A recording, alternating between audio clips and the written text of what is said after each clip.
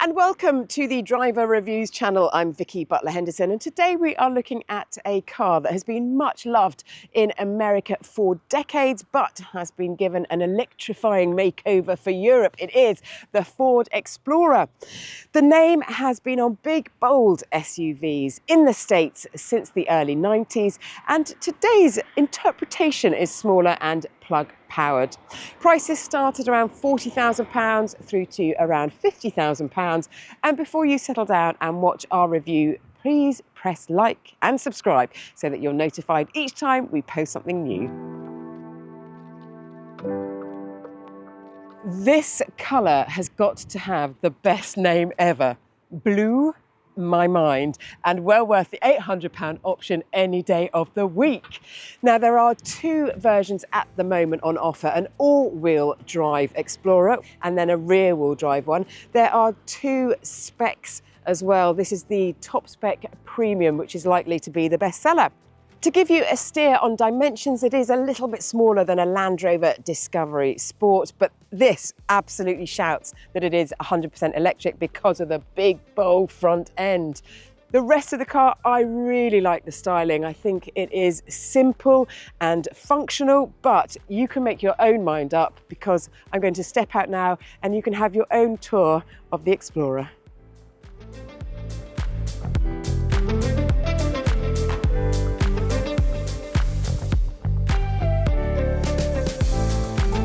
It's practical too, with 470 litres of space in the boot, which is enough for a set of golf clubs or a pram. And then fold the back seats and you get 1,460 litres. On the ground are a set of aerodynamic wheels, which range from 19 to 21 inches. These are 20 inches and they're wrapped in Continental Eco Contact 6Q tyres. They are EV ready and produce lower sound emissions thanks to an enhanced tread pattern.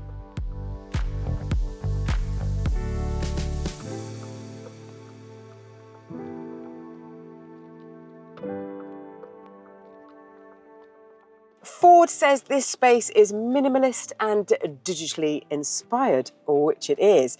And just like when you're in a pub and the telly's on and your eyes are drawn to it, your eyes are drawn here to this 14.6-inch touchscreen, which does something very clever. It moves in an arc of 30 degrees to reveal and conceal a secret, or not quite so secret, compartment. And then there's almost 500 litres of storage space scattered throughout, including 17 litres in a mega console. And it absolutely deserves the word mega because under the armrest, it will hold a 15-inch laptop and a whopping great big drinks bottle, and it can do so much more. On top of the dash is a soundbar, which is a lovely bit of design and something that you would expect to see more in a house. This premium spec has also got a 10-speaker B&O system, and there's ambient lighting and a choice of 10 colours to make you feel properly at home. If you've been in a Volkswagen lately, you may recognise some of the switchgear, in particular this touch-sensitive volume control. They're here thanks to a collaboration between the two electric car makers. These, though, are being phased out by Volkswagen because they're not particularly popular. Maybe Ford will follow. Every Explorer comes with some really useful features that make daily driving and daily life easy. For example, there's keyless entry, so you don't have to fumble for a key when you've got your hands full. Then there is a heated seat, a heated steering wheel. This seat has got a massage system, so they are really good standard bits of kit. Then there's a host of tech, more than 15 driver assistance features, some of which are fed by 12 sensors, 5 cameras and 3 radars around the car. And something called Clear Exit Warning that's designed to help prevent dooring accidents with cyclists. Optional extras are few and far between, but there's the offer of a panoramic roof, a driver assist pack, which gives you a useful head-up display in front of the driver, a 360-degree camera, and hands-free boot opening. There's also a £1,000 heat pump, which works in the opposite way to air conditioning and can help heat the cabin more efficiently and keep hold of the range on colder days. And in the back, There is so much space and seats for 3 or not.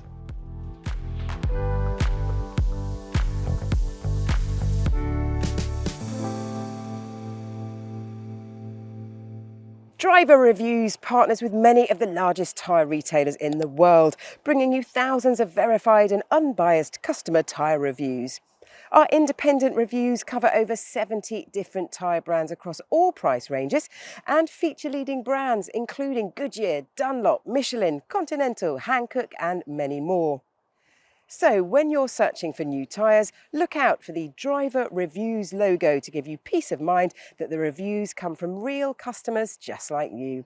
To discover your local DriverReviews partner website and to find out the winning tyres of this year's Customer Choice Awards, visit driverreviews.com. Out on the open road, there are 3 big questions. Number 1, how far will it go between charges? Oh well, the official figure is 374 miles, which is seriously impressive. And that is for the rear-wheel drive entry-level spec Explorer. There is a more powerful all-wheel drive version, which has got a reduced range of 352 miles, which is still pretty good. And to compensate for that, that will recharge quicker. Now, all of those figures are better than this car's sister from another mister, the VW ID4. And so to question number 2, how long will it take to charge? Well, the best is 26 minutes, and that's for the all-wheel drive version to go from 10% to 80% full. The rear-wheel drive Explorer takes a couple of minutes longer. Now, if you haven't yet stepped into the world of electric cars and charging, then the reason that manufacturers mainly quote 10% to 80% full is because the amount of time it takes to go from 80% to 100% full is a really long time, and most people let that happen overnight, plugged in at home while they sleep. There are more than 600,000 charging points across Europe, and that is within Ford's Blue Oval Charge network, including some fast chargers at Ford dealerships, and you are just a click away from your mobile app to get all the information on that. So this car is super well connected throughout Europe. Question number 3, what's it like to drive? Well, I'm glad you asked. For starters, the driving position. You're in a fully electrically adjustable seat, and it is a big seat, including this integrated headrest, which is an unusual design in a car of this class. The little niggle that I've got at the minute is the steering wheel. I do like a steering wheel to be round and not top and bottom flattened off to make it more into a square, but maybe that might be up to you. For me, I like it round. Other than that though, it is plenty quick enough.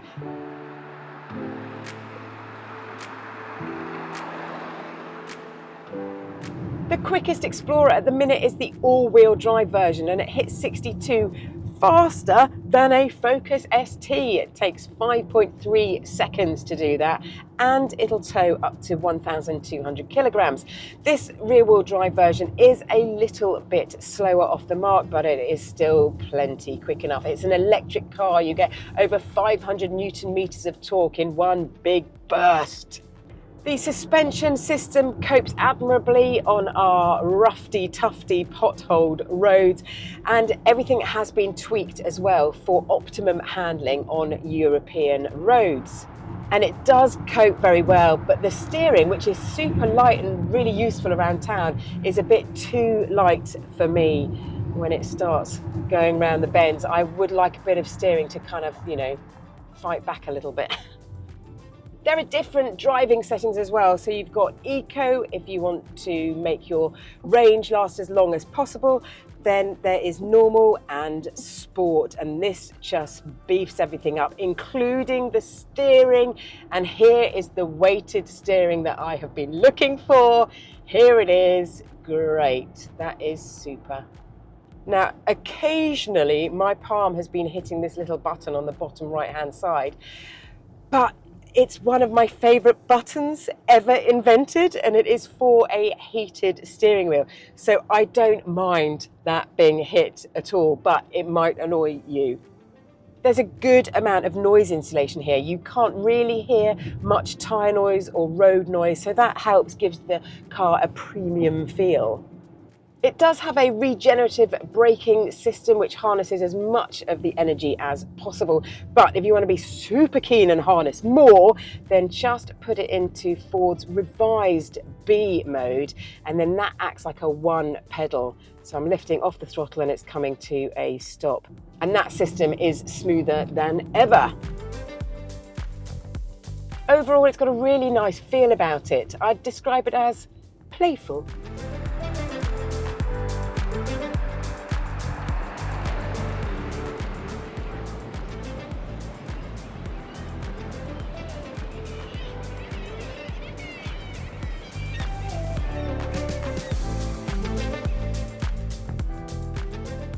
There is a long list of family-friendly SUVs vying for your attention in the electric sector, from the Renault Scenic to the Tesla Model Y. This Ford has got a great range, some lovely interior features and a sense of fun. You would be foolish not to explore it. Thank you so much for watching Driver Reviews. Please let us know your thoughts about the Explorer, and please press like and subscribe so that you're notified each time we post something new.